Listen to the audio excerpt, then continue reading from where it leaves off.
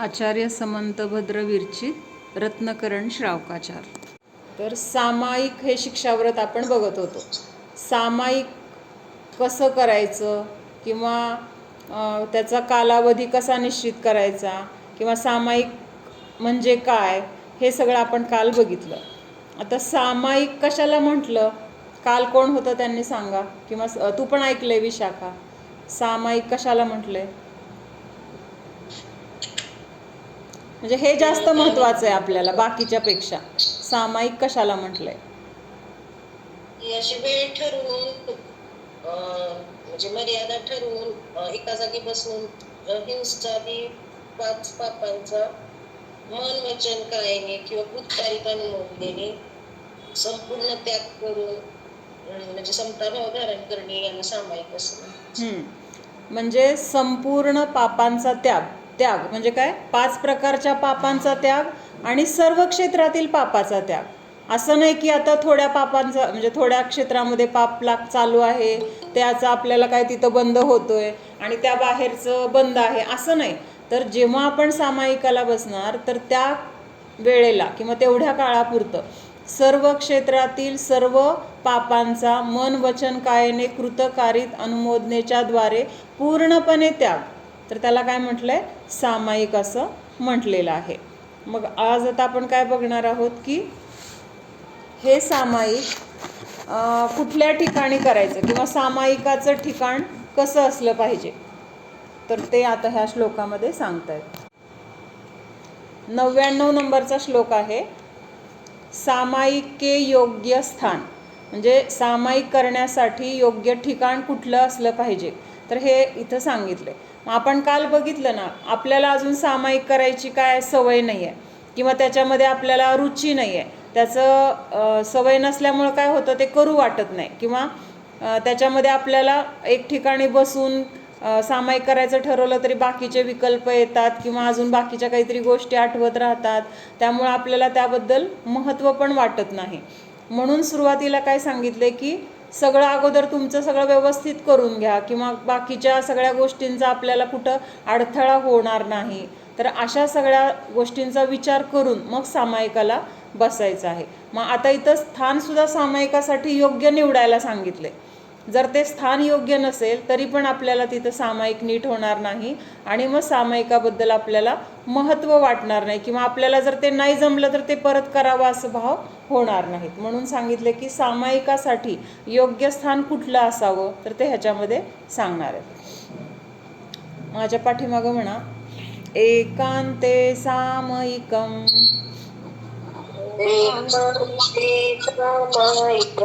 सामयिकम, सामायिक आपण म्हणतो पण इथं ह्याच्यामध्ये सामयिक हा शब्द घेतलाय.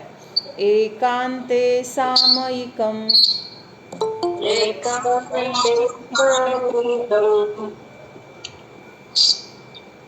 निर्व्याक्षेपे वनेषु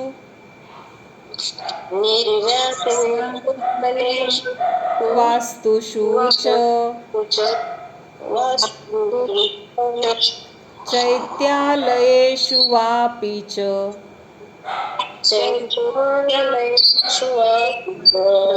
परिचेतव्यम् प्रसन्नधिया.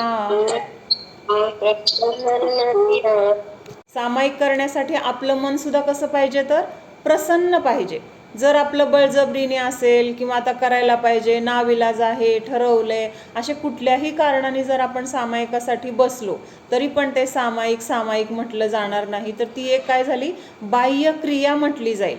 म्हणून सामायिकासाठी कुठली जागा किंवा कसं स्थान पाहिजे, तर उपद्रव रहित एकांत स्थान में, वन में, घर धर्मशाला में और चैत्यालयों में और पर्वत पर, गुफा में, स्मशान में, जहाँ कहीं भी चित्त को प्रसन्न करके सामायिक बढ़ाना चाहिए. म्हणजे अशा ठिकाणांची निवड करून तिथं आपण सामायिकाला सुरुवात करून हळूहळू आपली सामायिकाची वेळसुद्धा काय केली पाहिजे, वाढवली पाहिजे. कारण जास्तीत जास्त वेळ आपण जर स्वतःमध्ये राहत गेलो तर स्वतःमध्ये राहणं म्हणजे काय आहे, तर तिथं सुख आणि शांती ह्या दोन गोष्टी आपल्याला मिळणार आहेत. आणि आपल्याला अपेक्षा कशाची असते?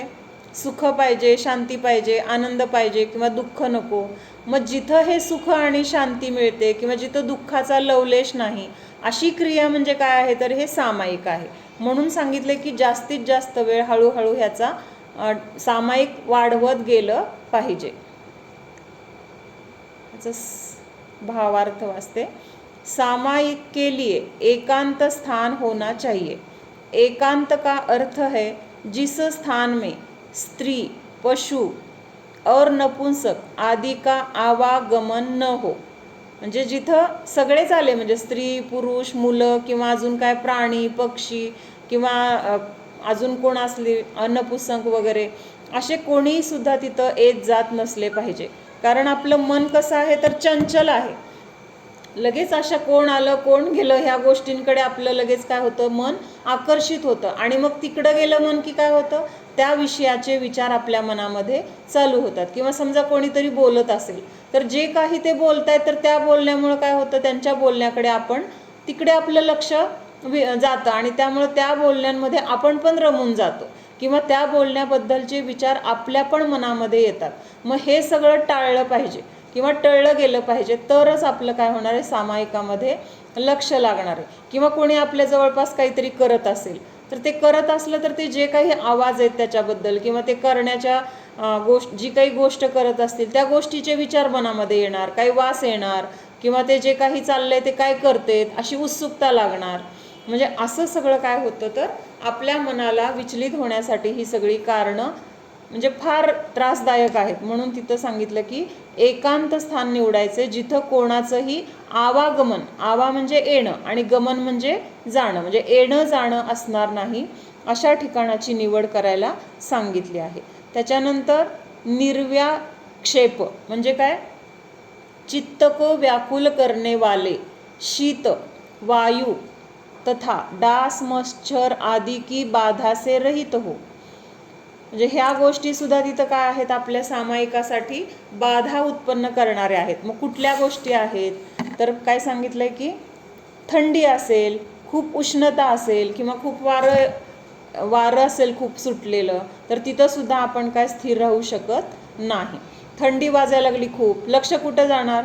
थंडी वाजते, काहीतरी पांघरून घेतलं असतं किंवा इथं उगीच बसलो, जिथं थंडी वाजत नाही तिथं बसलो असतो, असे विचार आपल्या मनामध्ये आपोआप चालू होतात. मग सामायिक कशाचं चालू आहे? आपलं शरीराचं किंवा जी काही प्रतिकूलता आहे त्या प्रतिकूलतेचं सामायिक तिथं आपलं तिकडे विचार गेले म्हणजे त्या गोष्टीचं आपण चिंतन करतोय. सामायिकमध्ये हेच आहे ना, आपण एका गोष्टीवर आपण चिंतन करायचंय किंवा स्वतःच्या आत्म्याला आपल्याला जाणायचंय. मग स्वतःला जाणायचं सोडून आपण बाहेरच्या गोष्टी जाणायला जातो. किंवा खूप डास चावायला लागले, मच्छर, डास किंवा अजून काय बाकीचं मुंग्या असतील, अजून काय झुरळं फिरत असतील, म्हणजे अशा गोष्टींचं जर तिथं सारखं वास्तव्य असेल किंवा तिथं आजूबाजूला ह्या गोष्टी खूप असतील, मग डास चावायला लागले, मुंगी चावायला लागल्यावर पण आपलं लक्ष तिकडं जाणार. त्यामुळं तिथं स्वतःमध्ये आपलं लक्ष केंद्रित होणार नाही. म्हणून ह्या सगळ्या बाधांनी रहित असं ते स्थान असलं पाहिजे. मग असं कुठलं स्थान चालेल की जिथं कुठलंही चालेल, जिथं ह्या गोष्टी नसल्या पाहिजेत. मग ते जंगल असेल तरी पण चालेल, घर असेल चालेल, देवस्थान असेल चालेल, अजून काय? अथवा अपि शब्द से पर्वत, गुफा आदि कोई भी स्थान हो. मग आता हे मुनी वगैरे करतातच की पर्वत असेल किंवा गुफा असेल किंवा अजून काय जंगल असेल, कुठलंही स्थान तिथं त्यांना बाधा म्हणजे तिथं बाधा उत्पन्न करणारं नसतं. गुफा आदि कोई भी स्थान हो, वहाँ पर प्रसन्न चित्त होकर सामायिक करना चाहिए. प्रसन्न धिया शब्द का प्रसन्ना अविक्षिप्ता धीर्यस्य सप्रसन्न धिस्तेन, इस प्रकार बहुब्रीहि समास और प्रसन्न चासो धिश्च इति प्रसन्न धीस्तया, इस प्रकार कर्मधारक धारय समास भी होता है. इस विशेष और हेतु को बतलाया है. म्हणजे प्रसन्न कुणाला म्हटलंय? तर जे विक्षिप्त नाहीत, म्हणजे जे विक्षिप्ततेने रहित आहेत. म्हणजेच काय आहे विक्षिप्तता? म्हणजे काय? वेगवेगळे विचार असतील मनामध्ये येणारे, किंवा आकुलता व्याकुलता असेल, काहीतरी जी गोष्ट आपल्याला अपेक्षित आहे म्हणजे ध्यान करायचे किंवा सामायिक करायचे, तर ते सोडून बाकीच्या ज्या ज्या क्रिया असतील तर त्याला विक्षिप्त म्हटलं. मग त्या विक्षिप्ततेने रहित असा जो धीर असेल, धीर म्हणजे धैर्यवान, तर तोच काय आहे, प्रसन्न चित्तवाला म्हटला जातो. म्हणजे प्रसन्न धिया ह्या शब्दाचा अर्थ ह्यांनी सांगितलं की प्रसन्न चित्तवाला कोणाला म्हणायचं, तर त्याचंच चित्त प्रसन्न असेल. प्रसन्न म्हणजे आनंदी, समाधानी, किंवा ती गोष्ट करण्यामध्ये उत्साही. तर असं कोण असणार आहे की ज्याच्या मनामध्ये बाकीच्या कुठल्याही गोष्टीचे विकल्प नाही आहेत किंवा कुठल्या गोष्टीची इच्छा नाही आहे, उलट त्या सगळ्या गोष्टींनी ते रहित असं मन आहे. आणि त्यामुळे तो कसा आहे, तर धैर्यवान म्हटलाय, किंवा बाहेरच्या सगळ्या गोष्टींना तो सोडू शकतोय. मग ह्याच्यामध्येच त्याची काय आहे, तर धीरता आहे. आणि त्यामुळं त्याचं मन कसं झालेलं आहे, ह्या सगळ्या गोष्टींनी चिंतेने रहित असल्यामुळं प्रसन्न आहे. तिथं त्याला कुठली आकुलता दुःख नाही, त्यामुळं त्याला आनंदी मन आहे, उत्साही आहे, किंवा त्या सामायिक करण्यामध्ये त्यामुळं त्याला रुची आहे. तर अशा प्रकारच्याला प्रसन्न चित्तवाला असं म्हटलेलं आहे. मग अशा प्रसन्न चित्ताने जिथं कोणाचं येणं जाणं नाही अशा ठिकाणी, मग ते कुठलंही ठिकाण असेल, घर, वन, स्मशान, किंवा मंदिर असेल, किंवा पर्वत वगैरे, अशा ठिकाणी पण तिथं सामायिक करण्यासाठी ते योग्य ठिकाण आहे असं म्हटलं जातं. म्हणजे हे फक्त ठिकाणासाठी सांगितलंय, म्हणजे ठिकाणं कुठली कुठली असायला पाहिजेत एवढं सांगितलंय. आता पुढच्या श्लोकामध्ये काय सांगितलंय, व्रत के दिन सामायिक का उपदेश. आता सामायिक कधी करायचं वगैरे हे सगळं ह्या श्लोकामध्ये सांगितलंय. 100 नंबरचा श्लोक आहे. व्यापार वैमनस्या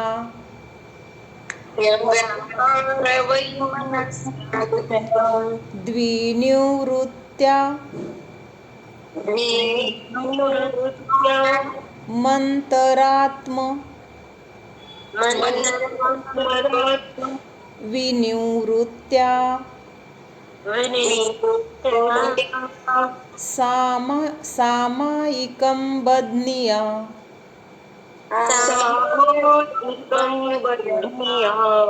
दुपवासे चैकभुक्ते वा.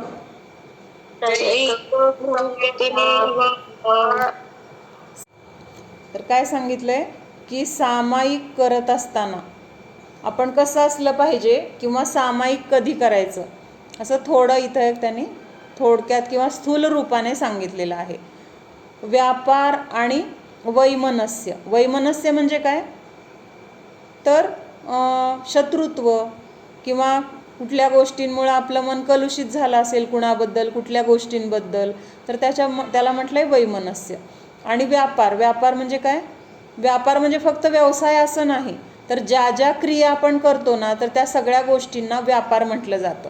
म्हणजे शरीराची क्रिया आहे तो शरीराचा व्यापार, मनामध्ये आपण जे जे काही विचार करतो तो मनाचा व्यापार, किंवा बाहेर आपण जे काही स्वयंपाकघर, स्वयंपाकघरातील किंवा आपल्या घरातील किंवा व्यवसाय, जॉब, हे सगळे सुद्धा काय म्हटलं जातं, तर एक प्रकारचा व्यापार म्हटला जातो. कुठल्या अपेक्षेने, क्रिया करणं, जे जे काही करतोय ना आपण, तर त्या संबंधी तो काय आहे, तर व्यापार म्हटला जातो. मग असं शरीराच्या, मनाच्या जे काही आपल्या क्रिया आहेत, तर त्या सगळ्या क्रियांना व्यापार असं म्हटलंय.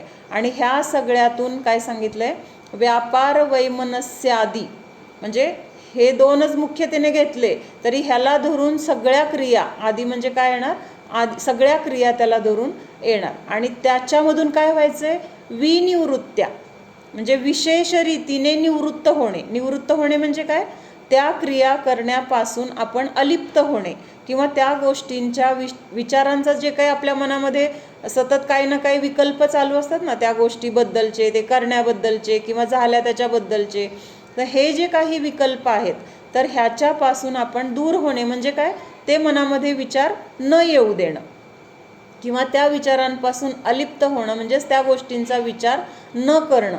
तर हेच काय आहे, त्याच्याबद्दलची निवृत्ती आली. म्हणजे एखादी गोष्ट करायची सोडली तर त्याला आपण म्हणतो ना, त्याच्यापासून आता आम्ही निवृत्त झालो. जसं काही आपण आता जॉब करतोय आणि आपण आता निवृत्ती घेतली किंवा रिटायरमेंट घेतली, तर तसं ह्या ज्या संसारातल्या गोष्टी आहेत त्याच्यापासून, त्याच्यानंतर मनामध्ये उत्पन्न होणाऱ्या ह्या गोष्टींच्या विकल्पापासून निवृत्त होणे. तर हेच काय आहे सामायिकाचं मुख्य तिथं करायचं आहे आपल्याला, किंवा सामायिक करण्यासाठी पहिल्यांदा ह्याच्यामधून निवृत्त होणं हे गरजेचं आहे. आणि हे सामायिक कधी करायचं आहे तर उपवासाच्या दिवशी विशेष रीतीने सांगितलं आहे बरं का. तसं तर रोजच करायचं आहे, पण मुख्यतेने किंवा जास्त आपल्याला वेळ जेव्हा सामायिक किंवा जास्त धर्मामध्ये घालवायचं आहे तर त्यावेळेस तिथं मुख्यतेने काय सांगितलं आहे, उपवास के दिन अथवा एकाशन के दिन शरीरादिक की चेष्टा, मन की व्यग्रता अथवा कलुषता से निवृत्ति होने पर मानसिक विकल्पों की विशिष्ट निवृत्तीपूर्वक सामायिक को बढ़ाना चाहिए. म्हणजे दररोज तर सामायिक करायलाच पाहिजे, पण जेव्हा आपले असे उपवास असतील किंवा एकासन असेल किंवा जास्त आपल्याला आज काही काम नाही आहे, जास्त वेळ आहे आपल्याकडे, तर अशा दिवशीसुद्धा काय सांगितलं आहे, जास्तीत जास्त सामायिकाला वाव द्यायला पाहिजे किंवा आपलं सामायिक करण्याची वेळ वाढवायला पाहिजे. मग काय काय सांगितले सामायिक करायचे किंवा कुठल्या दिवशी करायचे, तर त्या दिवशी सामायिकाला बसताना आत्तापर्यंत आपण बाहेरचं बघितलं, शरीराची अवस्था कशी असली पाहिजे किंवा स्थान कुठलं असलं पाहिजे, मांडी कशी घालायची वगैरे वगैरे हे सगळं आपण बघितलं. मग आता त्याच्यापेक्षा पुढं जाऊन पुढची पायरी काय सांगितली की शरीराधिक चेष्टा. चेष्टा म्हणजे पण काय, इथं व्यापार शब्द आलाय ना वरती, तर चेष्टा म्हणजे क्रिया, ज्या ज्या आपल्या हालचाली असतील किंवा ह्या शरीराच्या द्वारे आपल्याला जे काही करू वाटते ते आपण करत असतो, तर ते काय आहे तर शरीराची चेष्टा किंवा शरीराच्या द्वारे केलेली क्रिया असं ते म्हटलेलं आहे. मग ही शरीराधिकच्या द्वारे म्हणजे शरीराच्या आश्रयाने आपण बाकीच्या वस्तू पण घेतो की नाही, त्याचं पण तिथं काय असतं तर त्या गोष्टी, म्हणजे आता स्वयंपाक करायचं आहे तर बाकीच्या गोष्टी आपण सगळ्या गोळा करतो, मग त्याच्यामध्ये आपण जे काही क्रिया करतो तर ती कशाच्या द्वारे केली, शरीराच्या द्वारे केली किंवा आपल्या हाताने आपण स्वतः केलं किंवा करायला सांगितलं, म्हणजे हे काय झालं तर शरीराधिक की चेष्टा. मग स्वतः शरीराने जरी केलं असलं तरी पण आजूबाजूच्या वस्तूंना किंवा गोष्टींना आपण त्याच्यासाठी त्या गोष्टी बनवण्यासाठी घेतो, म्हणून त्याच्यामध्ये ह्या सगळ्या गोष्टींचा समावेश आला. मग शरीराधिक की चेष्टा आणि त्याच्या पुढे जाऊन काय सांगितलं, मन की व्यग्रता. आता एकाग्रता म्हणतो, एकाग्रताच्या विरोधी अर्थशब्द कुठला आहे तर व्यग्रता.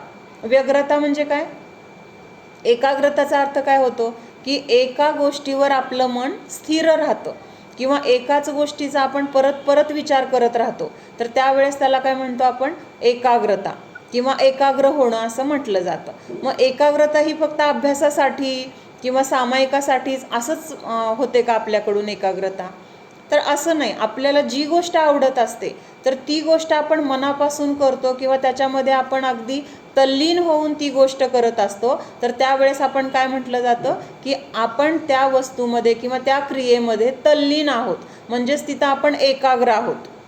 म्हणजे एकाग्रता ही फक्त अभ्यास किंवा स्वतःच्या आत्म्यामध्ये ध्यानामध्ये आहोत तेव्हाच असते असं नाही आहे, तर संसारातली सुद्धा जी गोष्ट आपण आसक्तीने करतो किंवा आवडीने करतो, तर ती गोष्ट करत असताना किंवा ती गोष्ट भोगत असताना आपल्याला बाकीच्या सगळ्या गोष्टींचा तिथं काय पडतो, विसर पडतो. म्हणजेच काय झालं, आपण तिथं त्या गोष्टीमध्ये एकाग्र झालो. म्हणजे आता महत्त्वाचं सगळ्यात म्हणजे आपण एखादी आवडीची सिरियल आहे, म्हणजे ती आपण रोज बघतोय आणि आज एखादा मोठा महत्त्वाचा कुठला तरी त्याच्यामध्ये कुठल्या तरी एक महत्त्वाची घटना किंवा काहीतरी दाखवणार आहे, मग आपण ते बघत असताना त्याच्याशी किती एकरूप होतो. त्यावेळेस आपल्याला सगळ्या गोष्टींचा विसर पडलेला असतो की नाही. आपल्याला भूक लागली का, घरामध्ये कोण आलं आहे का, कुणाचं काय चाललं आहे का, काही आपल्याला तिथं ते मध्ये काही अडथळा आला तरी आपल्याला आवडत नाही, ए थांब जरा एवढी सिरियल मला बघू दे असं आपण म्हणतो. म्हणजेच काय झालेलं असतो तर त्या सिरियलमध्ये आपण एकाग्र झालेलो असतो किंवा जेवतोय आपण आणि आपल्याला आवडीचं सगळं जेवण आहे, मग ते जेवण करत असताना किंवा त्यावेळेस आपल्याला खूप भूक लागलेली आहे आणि आवडीचं जेवण मिळाले, मग ते जेवत असताना आपण कसं जेवतो, त्या जेवणाशी आपण एकरूप होतो, म्हणजे तिथं आपण एकाग्र होऊन जेवतो. म्हणजे तिथं आपल्याला त्यावेळेस कुणी डिस्टर्ब केलेलं काम सांगितलेलं पण आवडत नाही, म्हणजे तिथं काय आहे आपली एका गोष्टीमध्ये आपली काय आहे तिथं तल्लीनता आहे आणि ही तल्लीनताच काय म्हटलं जातं, एकाग्र म्हटलं जातं. पण आता इथं शब्द काय वापरला आहे, व्यग्रता.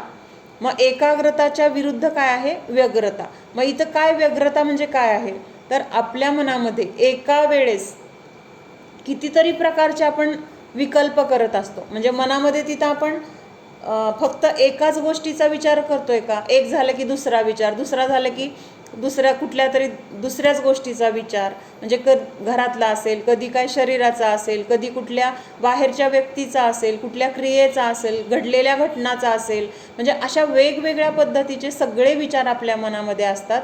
म्हणजे आपलं लक्ष एका गोष्टीवर तिथं केंद्रित आहे का, नाही आहे. तिथं वेगवेगळ्या गोष्टीकडे आपलं मन केंद्रित आहे. म्हणजे एकावरून दुसऱ्यावर जाते, दुसऱ्यावरून तिसऱ्यावर जाते, पण विचार सतत काय आहेत, चालूच आहेत कुठले ना कुठले. मग एका वेळेस तिथं एवढे सगळे विचार असतात, किंवा एका वेळेस म्हणजे एका मनामध्ये, आणि एक झालं की दुसरा, दुसरा झाला की तिसरा, म्हणजे सतत असे विचार असतात. म्हणून तिथं काय म्हटलंय, अनेक विचार आहेत मनामध्ये आपल्या. आणि ह्या अनेक विचारांनाच काय म्हटलंय, मनाची व्यग्रता म्हटलंय. म्हणजे मन एका गोष्टीचा तिथं विचार करतंय का, नाही. संसारातल्या 100 गोष्टी असतील, त्या प्रत्येक गोष्टीचा कुठल्या कुठल्या गोष्टीचा कधी विचार येईल आपल्या मनामध्ये, किंवा कुठल्या गोष्टीला आपण कधी आठवण त्याचा विचार करत बसू, ह्याचं काही आपल्याला म्हणजे त्याच्याकडे आपलं लक्ष नसतं. पण मनाचं कार्य आपलं सतत चालू आहे. कुठलं चालू आहे, तर वेगवेगळ्या विषयांचा तिथं विचार करत राहणं, किंवा त्या गोष्टीचं चिंतन करत राहतं मन आपलं. म्हणून तिथं काय म्हटलंय, मनाची व्यग्रता. मग आपल्याला सामायिक करायचंय म्हणजे काय करायचंय, ह्या व्यग्रतेला सोडल्याशिवाय आपलं मन आपल्या स्वतःच्या जीवावर किंवा आपल्या स्वतःच्या आत्म्याचं आपल्याला चिंतन करायचंय, तर तिथं एकाग्र होऊ शकणार नाहीये. आपल्याला एकाग्र व्हायचंय. एकाग्र व्हायचंय म्हणजे काय, तर एकाच विषयाचं चिंतन करायचंय आता. पण आता आपल्या मनामध्ये काय आहेत, तर बाकीचे सगळे विकल्प आहेत. काय काय विकल्प असतात आपल्या मनामध्ये, असतात की नाही. सतत आपण त्याचा विचार करत नाहीये. म्हणजे असं काय काय विचार येत आहेत माझ्या मनामध्ये, किंवा मी काय काय विचार केले, किंवा काय काय विचार माझ्याकडून केले जातात, आपण मुद्दाम पण करत नाहीये. ते विचार सतत आपल्या मनामध्ये उत्पन्न होत आहेत, आपल्या संयोगाबद्दल किंवा जे काही असेल प्रत्येक गोष्टीबद्दल. तर हे सगळे विकल्प म्हणजेच काय आहे, तर त्या मनाची व्यग्रता म्हटले. कारण त्या मनाला वेगवेगळे विषय आहेत तिथं विचार करण्यासाठी, एकच विषय नाही आहे. आणि आता आपल्याला काय करायचं आहे, एकाच विषयामध्ये आपल्याला एकाग्र व्हायचे किंवा तिथं तल्लीन व्हायचे. मग त्यासाठी पहिल्यांदा हे सगळे जे विकल्प आहेत, तर ते विकल्पापासून निवृत्त व्हायचे आपल्याला. म्हणजे ते विकल्प मनामध्ये येऊ नये ह्याची काळजी घ्यायची आहे. तरच मग आपलं मन काय होणार आहे, आपल्या अपेक्षित आपल्याला पाहिजे त्या विषयावर आपण एकाग्र करू शकणार आहे. आणि बाहेरच्या गोष्टीमध्ये एकाग्र व्हायची तर आपल्याला सवय आहे. म्हणजे ज्या गोष्टी आपल्या आवडीच्या आहेत किंवा ज्या गोष्टी आपल्याला चांगल्या वाटतात, तर त्याच्यामध्ये आपण एकाग्र होऊ शकतो. पण स्वतःच्या आत्म्याचं काय आपल्याला ज्ञान नाही आहे, त्याचं चिंतन करायची सवय नाही आहे. त्यामुळं तिथं एकाग्र होण्यासाठी ह्या सगळ्या गोष्टींची काळजी घेणं किंवा ह्या सगळ्या गोष्टींपासून निवृत्त होणं, विशिष्ट निवृत्ती. विशिष्ट म्हणजे अगदी विचार करून किंवा अगदी एखादी गोष्ट महत्त्वाची जर करायची असली तर आपण तिथं किती काळजीपूर्वक केली जाते, किंवा किती काळजी, नाही हे झालं पाहिजे, असं झालं पाहिजे, झाल्यानंतर सुद्धा ते झालंय का तसं जसं ठरलंय किंवा जसं पाहिजे तसं ती गोष्ट तिथं आहे का, हे सगळं जसं आपण बघतो ना जबाबदारीने, सांगून मोकळं होत नाही, तिथं प्रत्यक्ष झालंय का हे पण तपासतो. तसं विशिष्ट निवृत्ती म्हणजे ह्या सगळ्या गोष्टींचा विचार माझ्या मनामध्ये नाही आला पाहिजे असं आपण निग्रहाने ठरवणं किंवा त्या गोष्टींचा त्याग करण्यासाठी प्रयत्न करणं. तर हे काय आहे, विशेष रूपाने निवृत्ती सांगितली आहे. हां, काय सांगितले, शरीरादि की चेष्टा और मन की व्यग्रता अथवा कलुषता. कलुषता म्हणजे आता इथं वेगळं का घेतलंय कलुषतेला, काहीतरी घटना घडलेली असते, आपल्या मनाविरुद्ध झालेलं असतं, कुणीतरी काहीतरी बोललं किंवा काहीतरी नुकसान झालं, शरीरामध्ये काहीतरी त्रास होतोय. मग ह्या गोष्टीमुळे आपण कुठेतरी दुःखी असतो. दुःख हे सेम आहे, पण त्या दुःख होण्यासाठी कारणं खूप वेगवेगळी असतील. वाईट वाटणं सेम आहे, पण वाईट वाटण्यासाठी ज्या काही घटना घडल्या तर त्या घटना खूप वेगवेगळ्या असतील, एकच असेल अनेक पण असतील. मग ह्या सगळ्या गोष्टींमुळं आपलं मन काय आहे, तिथं दुःखी आहे किंवा रागीद्वेषी आहे. म्हणजेच काय आहे तर ते कलुषित आहे. कलुषित म्हणजे तिथं शांतता नाही आहे, काहीतरी मिसळल्यानंतर सगळं ते कसं बेचव होतं किंवा काय होतं, जे मूळ स्वभाव आहे, मूळ स्वरूप आहे ते न राहता त्याच्यामध्ये बाकीच्या गोष्टींची मिसळ झाली, म्हणजे तिथं ते काय झालं तर प्युरिटी राहिली नाही किंवा शुद्धता राहिली नाही. म्हणून तिथं काय झालं, मनामध्ये कलुषता निर्माण झालेली आहे. आणि अशा कलुषतेमध्ये सुद्धा आपल्याकडून ध्यान होणार का? नाही होणार. मग चिंतन काय होणार? ज्या गोष्टीमुळे आपल्याला वाईट वाटलेलं आहे, किती जरी मनाला मग सांगायचं अगोदर, म्हणजे आपण असा प्रयत्न केला तरी परत परत त्याच गोष्टी आठवत राहतील.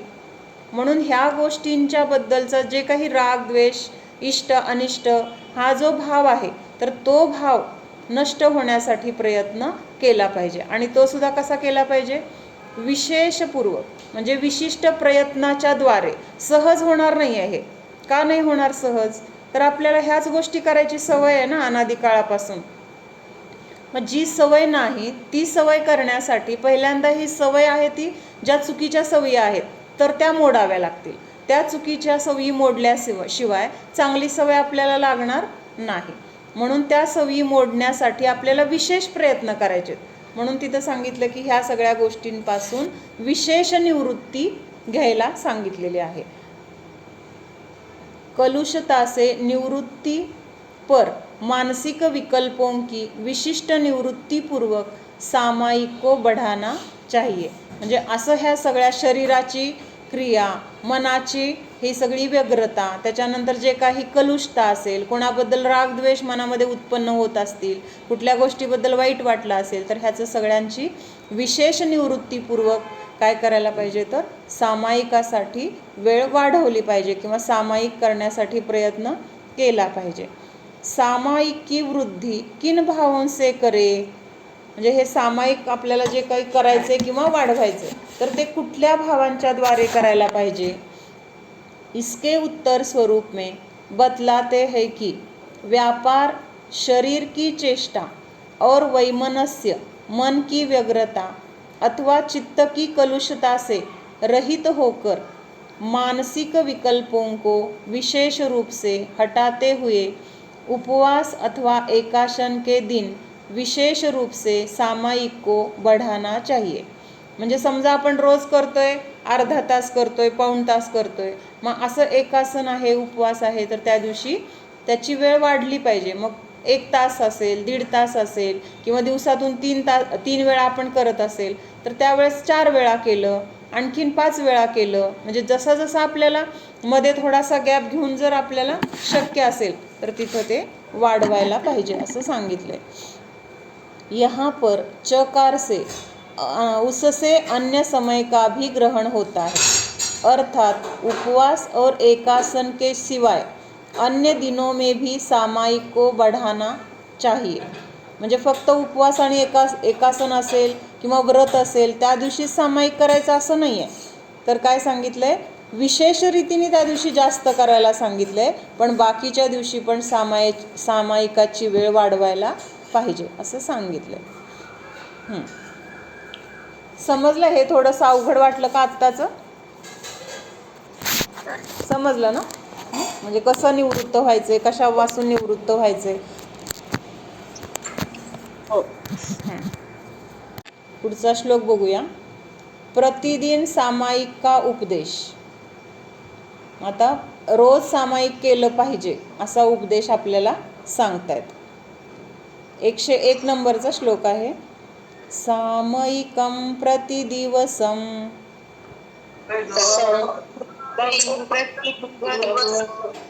यथावदप्यनलसेन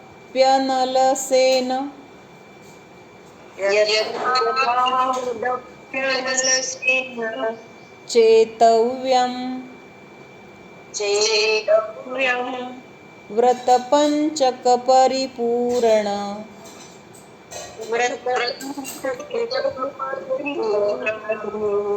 कारणमवधानयुक्तेन.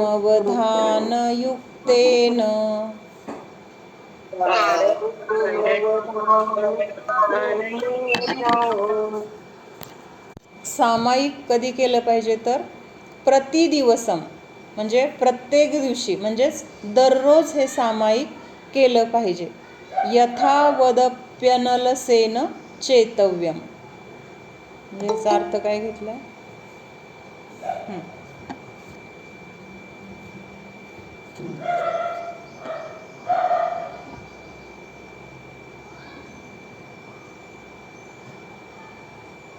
यथावद म्हणजे जसं सांगितलं आहे त्या पद्धतीने हे सामायिक केलं पाहिजे. त्याचा अर्थच वाचते. हिंसा, त्याग आदि 5 व्रतों की पूर्ति का कारण सामायिक, आलस्य से रहित और चित्त की एकाग्रता से युक्त पुरुष के द्वारा प्रतिदिन शास्त्रोक्त विधि के अनुसार बढ़ाया जाना चाहिए.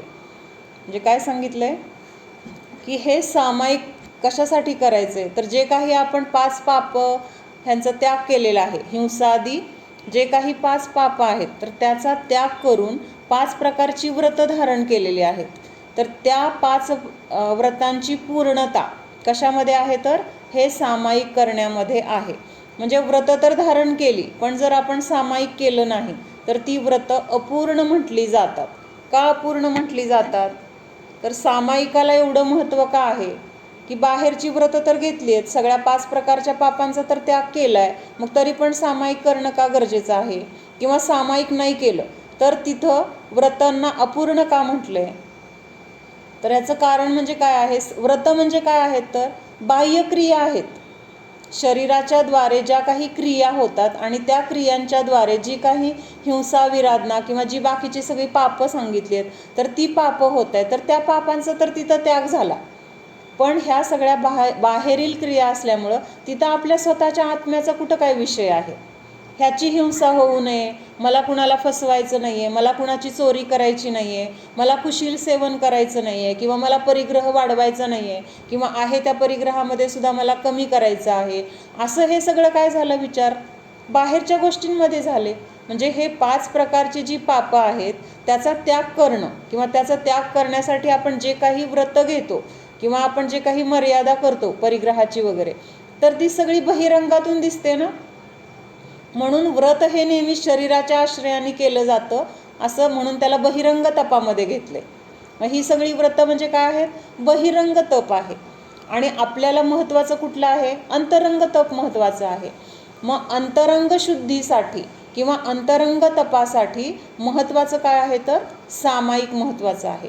आणि जोपर्यंत आपण स्वतःला जाणत नाही, किंवा सामायिक म्हणजे काय, सगळं हे जे जसं आहे तसं जाणणं, किंवा स्व काय आणि पर काय ह्याचं चिंतन करणं, किंवा संसाराचं स्वरूप जाणणं, ह्या संसारामध्ये जे जे काही आहे तर ते सगळं कसं दुःखाला कारण आहे, किंवा संसारामध्ये किती दुःख आहे त्या दुःखाचं वर्णन किंवा त्याचं चिंतन करणं, शरीराचं चिंतन करणं, शरीर कसं आहे, रोग आहे त्याच्यामध्ये किंवा ते नाशवंत आहे, हे सगळं चिंतन करण्याचं बळ आपल्याला कुठं मिळणार आहे, ह्या सामायिकामधून मिळणार आहे. किंवा ह्या सामायिकामध्ये हे चिंतन झाल्यानंतर बहिरंग तप आपल्याकडून सहज होणार आहे. म्हणजे बहिरंग तपासाठी पहिल्यांदा अंतरंग आपल्या भावना महत्त्वाच्या आहेत, आणि त्या भावना ह्या सामायिकाच्या द्वारे किंवा ह्या चिंतनाच्या द्वारे आपल्यामध्ये प्रकट होणार आहेत किंवा त्याची वृद्धी होणार आहे. म्हणून पहिल्यांदा सांगितले की ह्या सामायिकाला किंवा ह्या व्रतांची पूर्णताला हे सामायिकच कारणीभूत आहे, तरच ते व्रतांची पूर्णता झाली असं म्हटलं जातं. मग हे सामायिक इतकं महत्त्वाचं आहे. मग ते सामायिक कसं केलं पाहिजे, तर आलस्य से रहित और चित्त की एकाग्रता से युक्त पुरुष के द्वारा प्रतिदिन शास्त्रोक्त विधि के अनुसार बढ़ाया जाना चाहिए. म्हणजे आता इथंपर्यंत सामायिकाचं तर बघितलं की सामायिक महत्त्वाचं का आहे, किंवा त्याची व्रतांची पूर्णता ह्या सामायिकामुळं आहे, त्यामुळे ह्या सामायिकाला काय आहे, महत्त्व आहे. मग हे सामायिक कसं केलं पाहिजे, तर आळसाने रहित होऊन केलं पाहिजे. म्हणजे आता आपल्याला कंटाळा आलेला आहे आणि तरी पण आपण नियम केला आहे ना, मग आता सामायिक करायला बसायचे, बाबा रोजचा माझा नियम आहे, मग आता तेवढा वेळ डोळे झाकून बसायचं, काहीतरी आठवलं हां हे ते बाकीचे विचार पण आहेत, आणि तेवढा वेळ पूर्ण झालं की झालं सामायिक. तर ह्याला सामायिक म्हटलं जात नाही. किंवा आळस आलाय, जाऊ द्या आता सामायिक अर्ध्या तासाच्या ऐवजी 10च मिनटं करूया, हे पण काय झालं, आळसामुळं तिथं सामायिकामध्ये आपण वेळ कमी केली किंवा कधी केलंच नाही आळसाच्या द्वारे. तर असं सामायिक टाळणं किंवा आळसाने सामायिक सोडणं हे चुकीचं आहे. म्हणून सांगितलं की आळसाने रहित होऊन चित्त की एकाग्रता से युक्त. मग चित्ताची एकाग्रता करण्यासाठी आपण वरच्या श्लोकामध्ये बघितलं होतं की सगळे काय काय विषय कशा आहे सगळे सोडायचे आहेत, किंवा बाकीचे ज्या गोष्टींमुळे आपल्याला त्रास होतो असे ठिकाणं सोडायचे आहेत. अशा सगळ्या गोष्टींना सोडून एकांतामध्ये आपल्याला सामायिकाला बसायचं आहे. म्हणजे ते सगळी कारणं बाहेरची कशासाठी सांगतायत, ह्या सगळ्या गोष्टी करायला गरजेच्या का आहेत, तर ते सगळं जोडल्याशिवाय किंवा गोळ्या केल्याशिवाय किंवा हा सगळा विचार करून सामायिकाला बसल्याशिवाय आपल्याकडून व्यवस्थित किंवा शांत चित्ताने एकाग्रपणे सामायिक होणार नाही. म्हणजे त्या एकाग्रतेसाठी ही बाहेरच्या गोष्टींची पण महत्त्वाची, म्हणजे त्यांची पण तेवढी महत्त्व आहे त्या गोष्टींना, म्हणून त्या गोष्टी अगोदर करायला सांगितल्यात. मग त्याच्यामध्ये महत्त्वाचं चित्ताची एकाग्रता पण आहे. आणि परत काय सांगितलंय, आता पुरुषकेद्वारा लिहिलं इथं, असं जे एकाग्र आहेत किंवा हे सगळे आळसाने जे रहित आहेत अशा पुरुषांच्या द्वारे असं सांगितलंय. मग पुरुषांच्या द्वारे म्हणजे आपण नाही का करायचं, मग असं वाटू शकतं आपल्याला, वाटू शकतं ना. पुरुष शब्द का दिलाय तिथं, तर पुरुष शब्द कुठल्या अर्थाने घ्यायचा इथं आपल्याला, की जो प्रयत्न करतो किंवा पुरुषार्थ करतो तर त्याला पुरुष म्हटलंय. म्हणजे ती स्त्री पण असेल, पुरुष पण असेल, मुलं पण असतील, मुनी पण असतील, कोणी पण असेल, जो जीव काय सांगितलं, जो जीव पुरुषार्थ करतो. पुरुषार्थ करतो म्हणजे काय, प्रयत्न करतो, योग्य प्रयत्न करतो, ती गोष्ट मिळवण्यासाठी धडपड किंवा आतून तिथं काय आहेत, भाव आहेत, मला ती गोष्ट मिळवायची आहे, मला त्या गोष्टीपर्यंत पोहोचायचं आहे, मला त्या गोष्टीला जाणून घ्यायचं आहे, असं आतून जी तीव्र इच्छा आहे किंवा तीव्र भाव आहेत, तर त्या भावनेने मग तो जीव काय करणार, तिथं प्रयत्न करणार. आणि असा प्रयत्न करणारा जीव त्याला तिथं काय म्हटलंय, पुरुष म्हटलंय. म्हणजे ज्याच्याद्वारे पुरुषार्थ केला जातो तर तो कोण आहे, पुरुष आहे. म्हणजे पुरुष पर्याय प्राप्त झाली म्हणून त्याला पुरुष म्हटलं असं नाही. जो पुरुषार्थ करतो किंवा ज्याला स्वतःचं जे काही मिळवायचंय, जे काय ध्येय आहे, तर ते ध्येय मिळवण्यासाठी तो मनापासून किंवा तिथं परिपूर्ण होऊन तिथं पूर्ण समर्थन किंवा तिथं त्याचे योगदान आहे, तर अशा ठिकाणी जो प्रयत्न करतो त्याला तिथं पुरुष असं म्हटलेलं आहे. म्हणजे प्रत्येक जीवाला हा शब्द लागू पडतो, कारण प्रत्येक जीव असा पुरुषार्थ करणार आहे, सामायिक करणारा प्रत्येक जीव असा पुरुषार्थ करणार आहे, म्हणून तिथं त्या जीवाला पुरुष असं म्हटलं गेलं. आणि प्रतिदिन शास्त्रोक्त विधी के अनुसार बढ़ाया जाना चाहिए. आता शास्त्रोक्त विधी म्हणजे काय, तर सामायिकाला बसल्यानंतर सुरुवात कशी करायची, मग चिंतन काय काय करायचं, म्हणजे हे सगळं जी काही सुरुवातीपासूनची क्रिया आहे तर त्या क्रियेला काय म्हटलंय, मग विधी म्हटलेलं आहे. कुठल्या वेळेला करायचं किंवा कसं बसून करायचं, त्याच्यामध्ये काय काय चिंतन करायचं, ह्या सगळ्या गोष्टी कशा आहेत, तर शास्त्रामध्ये सांगितलेल्या आहेत आणि एका पद्धतीने सांगितलेल्या आहेत. म्हणजे त्याची सुद्धा काय आहे, एक ठराविक पद्धत आहे, म्हणून तिथं त्याला शास्त्रोक्त विधी असं म्हटलेलं आहे.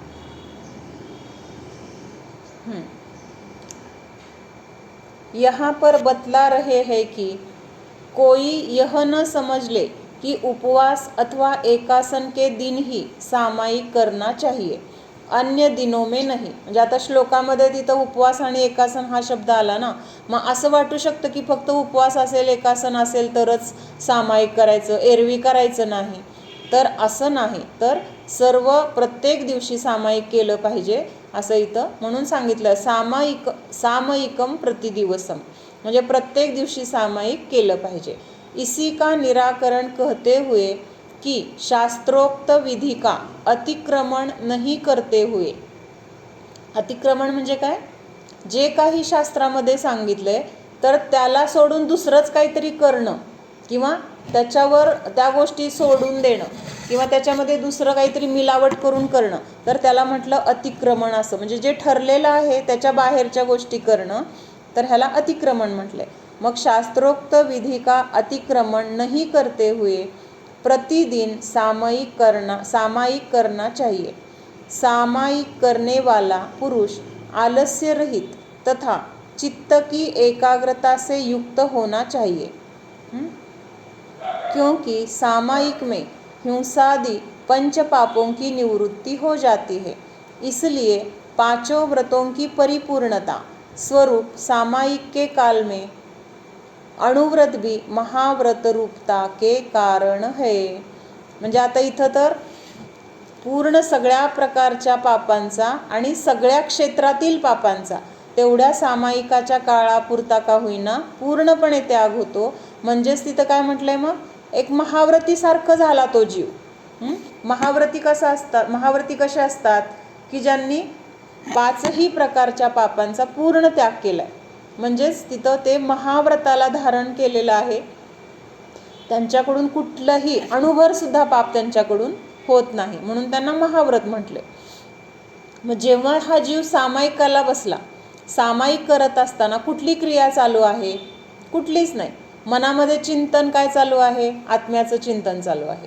आणि बहिरंगातून तो स्थिर आहे. ना मनाची क्रिया चालू आहे, ना वचनाची चालू आहे, ना कायेची चालू आहे. म्हणजे मन वचन कायेच्या क्रियेचं तिथं काय झाला? पूर्ण त्याग झाला. आणि ह्या मन वचन कायेच्या द्वारेच आपल्याकडून पाचही पाप घडतात. ज्याच्याद्वारे हे पाप घडतात ते दारच बंद आहेत. जे दरवाजे आहेत त्याच्यातून ही पाच पापं येत आहेत किंवा कर्म येत आहे, तर ते येण्याची ठिकाणं जर बंद झाली तर तिथं काय झालं? त्या पापांपासून निवृत्ती झाली. ते पाप यायचं तिथं थांबलंय काही काळापुरतं. मग हे पूर्णपणे पाप यायचं थांबलंय, म्हणून तिथं काय झाला? तो जीव तेवढ्या काळापुरता महाव्रतीसारखा झाला. म्हणजे तिथं त्यावेळेस आपण मुनींसारखे म्हटलं गेलो. म्हणजे इतकं महत्त्व आहे. म्हणजे प्रत्यक्षात जरी आपण दीक्षा घेऊ शकत नाही, आपली आत्ता शक्ती नाही, किंवा ह्या काळामध्ये तेवढं आपलं सहनन नाही, किंवा आपल्याला तेवढे भाव नाही आहेत, किंवा तेवढी दृढता नाही आहे, तर आपण कमीत कमी सामायिक करून तेवढ्या काळासाठी तरी आपण महाव्रती होऊ शकतो. महाव्रती नाही पण महाव्रतीसारखं होऊ शकतो. तेवढ्या काळापुरता का होईना आपल्याकडून सगळ्या पापांचा त्याग होऊ शकतो, सगळ्या परिग्रहाचा त्याग होऊ शकतो. आणि तो पण कसं? मनापासून. म्हणजे कधी कधी ही पण खंत असते की बाबा घ्यायला पाहिजे दीक्षा, पण असलं सगळं वातावरण आहे बाहेर, किंवा आता शक्यच नाही, किती अवघड आहे सगळं. धर्मपालन करायचं म्हटलं तर आजूबाजूला तेवढी अनुकूलता पण पाहिजे. मग ती अनुकूलता नसेल तर आपल्याला अवघड होतं ना सगळं, किंवा आपली शरीराची तेवढी शक्ती नाही, काही आजार आहेत, त्या आजारामुळं किंवा त्या शरीराच्या अस्थिरतेमुळं आपल्याला सगळा त्याग करणं शक्य नाही. 1 तासापुरता, पाऊण तासापुरता, 15 मिनिटाकरता आपण तेवढा त्याग करू शकतो. तेवढं काय आपल्याला अवघड नाही आहे. म्हणून तिथं हे सामायिक करणं काय आहे तर महाव्रतासारखं म्हटलं आहे. तेवढ्या काळापुरता का होईना आपण महाव्रतीसारखे म्हटलं जातो. म्हणून तिथं काय म्हटलंय कि इस काल में अणुव्रत भी महाव्रत रूपता के कारण है. किंवा महाव्रताला पण तिथं आपल्याला मनामध्ये सामायिक केल्यानंतर महाव्रत धारण करू शकतो, ही तिथं दृढता पण आपल्याला हळूहळू येऊ शकते.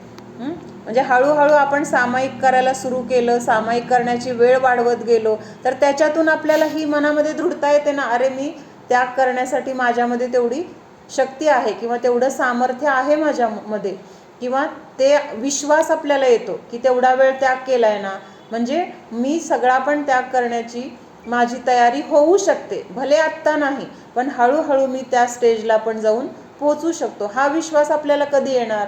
ती गोष्ट केल्यानंतर येणार. आपल्याला एखादी गोष्ट आपण आधी कधीच एखादी गोष्ट केलेली नाही आहे, तर ती गोष्ट करताना आपल्याला काय भीती असते की नाही, मला जमेल का नाही, शक्यच नाही. आपण यूट्यूबला खूप गोष्टी बघतो, पण प्रत्यक्षात करेपर्यंत आपल्याला काय असतं?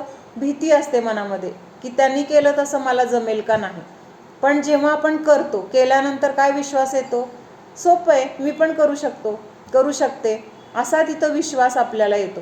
मग तसं सामायिक करायला सुरू केल्यानंतर, किंवा सामायिक करत करत आपण त्याची वेळ वाढवत गेलो, तर आपल्याला हा विश्वास पण येतो की आपण महाव्रताला पण धारण करू शकतो. म्हणजे ती पण योग्यता माझ्यामध्ये आहे, फक्त अजून थोडं त्याला काय द्यायला पाहिजे? बळ द्यायला पाहिजे, किंवा अजून थोडंसं वाढवत गेलो तर एक दिवस मी पण मुनी होऊ शकतो. हा विश्वास आपल्याला ह्या सामायिकामधून येतो. तर असं हे काय सांगितलंय, रोज सामायिक करण्याचा उपदेश आपल्याला दिला आहे. मग सामायिक फक्त व्रती लोकांनीच करायचं, ज्यांनी अणुव्रत घेतलेत, ज्यांनी गुणव्रत घेतलेत त्यांनीच केलं पाहिजे असं नाही आहे. तर आपल्या भूमिकेमध्ये आपण सुद्धा 10 मिनिट, 15 मिनिट, अर्धा तास आपण हे सामायिक केलं पाहिजे किंवा ध्यान केलं पाहिजे. म्हणजे आता आपल्याला थोडी थोडी सवय झाली की नाही, ध्यान काय करायचं असतं किंवा कसं करायचं असतं. मग तेवढा वेळ बसून आपण प्रयत्नपूर्वक त्या गोष्टीचं चिंतन करण्याचा जरी प्रयत्न केला, 12 भावना तर सगळ्यांच्या पाठ असतात, तर त्या 12 भावनांचा अर्थ पण आपल्याला माहीत असतो. कारण अगदी सोप्या भाषेत आहेत, कितीतरी 12 भावना आहेत प्रत्येक कवीनी लिहिलेल्या, पंडितांनी वगैरे असं. तर त्या प्रत्येक भावनांचं आपण जर असं एका एका भावनेचं जरी आपण चिंतन करत राहिलो तर ते आपलं सामायिक सहज होऊन जातं. म्हणजे इतक्या सुंदर त्या 12 भावनांचे शब्द आहेत, त्याच्यातला भाव आपल्याला तिथं चिंतनाच्या द्वारे फक्त समजून घ्यायचं आहे, मग झालं सामायिक. असं काय अवघड असं तिथं नाही.